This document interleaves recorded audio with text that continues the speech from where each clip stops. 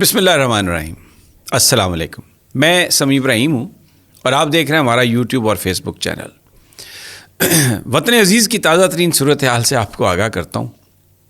اسلام آباد میں آج عدالت میں شیخ رشید صاحب پیش ہوئے. سب سے پہلے تو میں آپ کو یہ بتا دوں کہ شیخ رشید صاحب بھی سیاستدانوں کی اور صحافیوں کی اس لسٹ میں شامل ہو گئے ہیں جن پر پولیس کسٹڈی میں تشدد کیا گیا مبینہ طور پر. اور مجھے میرے ذرائع نے بتایا کہ رات جس طرح شیخ صاحب پر تشدد ہوا، میں اپنے اس ویلاگ میں پوری آپ کو تفصیل دوں گا کہ ہوا کیا. لیکن آج شیخ صاحب عدالت میں لڑکھڑائے بھی. پولیس کی دھکم پیل تھی، ان کے لوگ بہت زیادہ تھے ساتھ جو ان کے ساتھ اظہار یکجہتی کے لیے آئے ہوئے تھے. لیکن ایک دفعہ جب وہ لڑکھڑائے تو وہ پولیس کے اوپر گرے ایک پولیس مین کے، اور وہاں پر کوئی 15-20 سیکنڈ اسی حالت میں رہے. ان کی حالت بہت خراب تھی. 73 سال ان کی عمر، اور ان کے ساتھ تشدد کسٹوڈیل پولیس کی کسٹڈی میں مبینہ طور پر رپورٹڈلی، جو کہ شیخ صاحب نے کہا ہے. اور عدالت نے آج ان کا فزیکل ریمانڈ نہیں دیا. پولیس استدعا کر رہی تھی کہ 5 دن کا جسمانی ریمانڈ دیا جائے، نہیں دیا. اس کے ساتھ ایک اور بھی واقعہ ہوا وہاں پر. ایک صاحب جو باہر نکل کے انہوں نے کہا کہ میں صحافی ہوں، اور اندر وہ شیخ رشید صاحب کی کسٹڈی مانگ رہے تھے. وہ موچکو تھانہ سندھ میں، کراچی میں، جہاں پر ایک FIR درج کی گئی ہے کیونکہ پولی کلینک میں شیخ رشید صاحب نے آصف زرداری اور بلاول بھٹو کے خلاف نعرے لگائے تھے. تو وہ FIR درج کر کے وہ پہنچ گئے، اور انہوں نے یہاں پر عدالت سے یہ استدعا کی کہ اگر ان کا جسمانی ریمانڈ آپ نے اب ختم اگر نہیں ہے تو ہمیں کسٹڈی دی جائے شیخ رشید کی، ہم اس کو کراچی لے جانا چاہتے ہیں. اور یہاں پر ذرائع بتا رہے تھے کہ یہ پورا پلان کہ کراچی میں شیخ رشید کے ساتھ ٹھیک ٹھاک ان کے ساتھ ٹھوکا ٹھاکی کی جائے مبینہ طور پر. یہ ذرائع ہمیں بتا رہے ہیں. اب میں آپ کو بتاتا ہوں کہ میں آپ کو ایک تو اب شیخ صاحب کا بتاتا ہوں کہ ان کے ساتھ کیا ہوا، لیکن جس طریقے سے یہ حکومت اپنے جو مخالفین ہیں ان کو کنٹرول کرنا چاہتی ہے، فواد چودھری پر جو نئے الزامات لگائے ہیں وہ بھی بتاؤں گا. اور پھر عمران خان صاحب نے جو خطاب کیا جس میں انہوں نے جیل بھرو تحریک کا اناؤنس کیا، اور پہلے مرحلے میں انہوں نے کہا ہے کہ لوگ کال کا انتظار کریں. لسٹیں تحریک انصاف نے بنا لی ہیں جو ہزاروں اور لاکھوں میں ہیں، اور ان لوگوں کو مختلف شہروں میں یہ روزانہ کی بنیاد پر آ کر گرفتاریاں دیں گے. اور جیل بھرو تحریک انصاف نے پہلے یہ بھی دیکھ لیا ہے کہ کتنا کیپیسٹی ہے جیلوں میں یا گیسٹ ہاؤسز میں، کتنے لوگوں کو وہ رکھ سکتے ہیں. تو اس کے ساتھ انہوں نے اس سے 6-7 گنا زیادہ تعداد پر مبنی انہوں نے لسٹیں بنائی ہیں. لوگ تیار ہیں. اور آج عمران خان نے کہا، آج انہوں نے اپنی تقریر میں جو اس وقت جو کچھ بھی ہو رہا ہے اس کی جو تصویر پیش کی ہے، نہایت ہی ایک بڑا وہ ایک افسوسناک صورتحال سے انہوں نے آگاہ کیا ہے کہ کس طریقے سے تشدد کیا جا رہا ہے. اور انہوں نے بتایا کہ ان پر، یعنی عمران خان پر اس وقت 60 FIRs ہیں. تو یہ پکڑتے ہیں، پھر ایک FIR، پھر دوسری FIR، پھر تیسری FIR، اور پورے ملک کے مختلف حصوں میں، اور پھر اس کو گھماتے ہیں.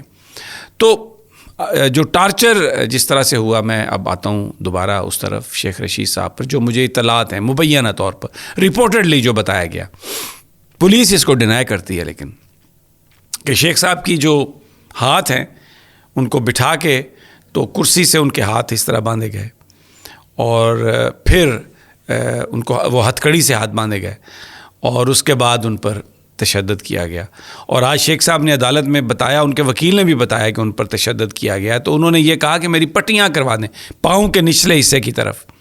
تو ایسا لگتا ہے کہ ان کو وہاں پر بھی یعنی وہ نازک حصے ہوتے ہیں جہاں پہ نشان بھی نہیں پڑتا، لیکن اچھا خاصا آپ تکلیف دیتے ہیں. تو شیخ صاحب ویسے ان کا حوصلہ بلند تھا، لیکن جو انہوں نے بتایا کہ کس طریقے سے ان کے ساتھ تشدد ہوا، تو یہ باندھ کے ہاتھ 73 سالہ ہیں شیخ رشید صاحب، اور وزیر داخلہ بھی رہ چکے ہیں. 16 دفعہ وہ ان کو وزارتیں مختلف ملی ہیں.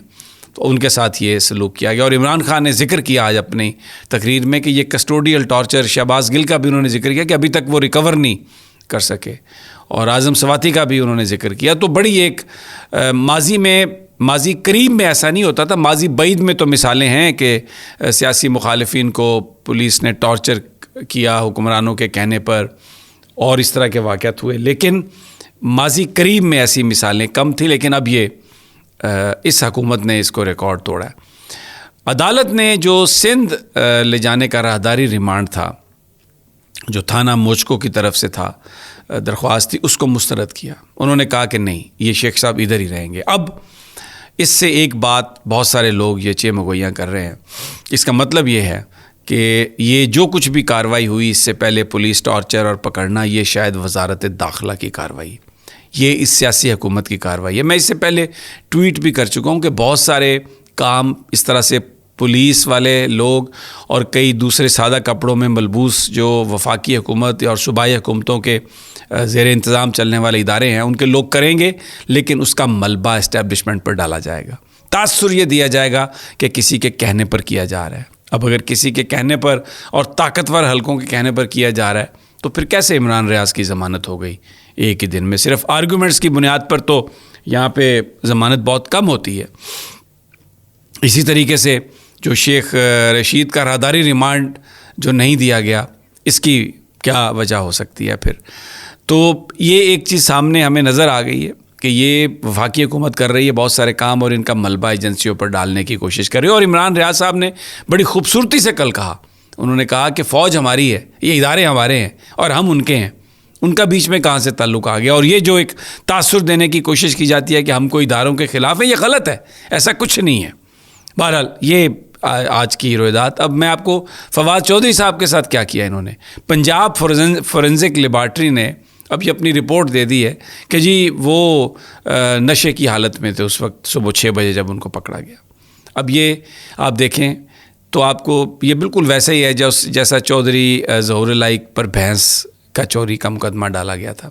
پرویز الہی کے ڈرائیوروں سے بھی انہوں نے شراب برآمد کی. اور یہ یہاں پر جب شیخ صاحب کو تھانہ پارا میں لے کے آئے تو میں باہر کھڑا تھا، وہاں پر بھی ہمیں اندر سے لوگ یہ بتا رہے تھے کہ شاید اسلحہ اور خواتین تک ڈالنے کی بات ہو رہی تھی، شراب تک ڈالنے کی بات ہو رہی تھی.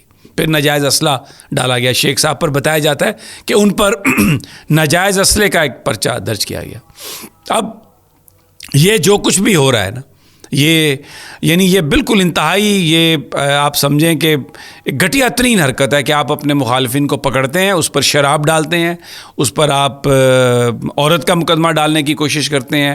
منشیات، ان کے اوپر منشیات ہوتی تھی، رانا ثناء اللہ کے اوپر منشیات کا پرچہ تھا اور ایک اور بھی صاحب تھے. تو اب جن کو یہ پکڑتے ہیں ان پر یہ مے نوشی کا یہ پرچہ دے رہے ہیں. اخلاقی جو جرائم ہیں وہ ڈال رہے ہیں تاکہ جو پی ٹی آئی کے رہنماؤں کی شہرت ہے اس کو عوام کی نظر میں خراب کیا جا سکے اور یہ بتایا جا سکے کہ یہ ہمیں کرپٹ کہتے ہیں، یہ خود کرپٹ ہیں. بہت ہی گھٹیا اور خوفناک کھیل ہے، نہیں کرنا چاہیے. سیاسی لڑائی کو سیاسی میدان میں ہی اس کا مقابلہ کرنا چاہیے. لیکن یہ میں نے آپ کے سامنے پیش کی ہے. یہ اس وقت پاکستان میں صورتحال ہے کہ اب مخالفین کے اوپر جو پرچے بن رہے ہیں اس میں شراب کی بوتلیں، کوئی نشہ آور چیزیں یا ناجائز اسلحہ اور عورت، یہ بالکل کسی کو بھی پکڑ کے اس پر یہ سب کچھ ڈالا جا سکتا ہے. اور یہ جو لوگ کر رہے ہیں ان کے چہرے پہ نہ کوئی ندامت ہے، نہ کوئی شرمندگی ہے. ایسا لگتا ہے کہ وہ کبھی کسی کو جواب دہ نہیں ہوں گے. لیکن یاد رکھیں ایک خدا موجود ہے اوپر جس کے آگے ہم نے سب نے جا کے جواب دینا ہے. بہت ہی ایک پتھیٹک صورتحال ہے جو میں نے آپ کے سامنے جس کا ذکر کیا. بہرحال اگلی ویڈیو تک اجازت دیجیے، انشاءاللہ جلد ملاقات ہوتی ہے. اللہ نگہبان.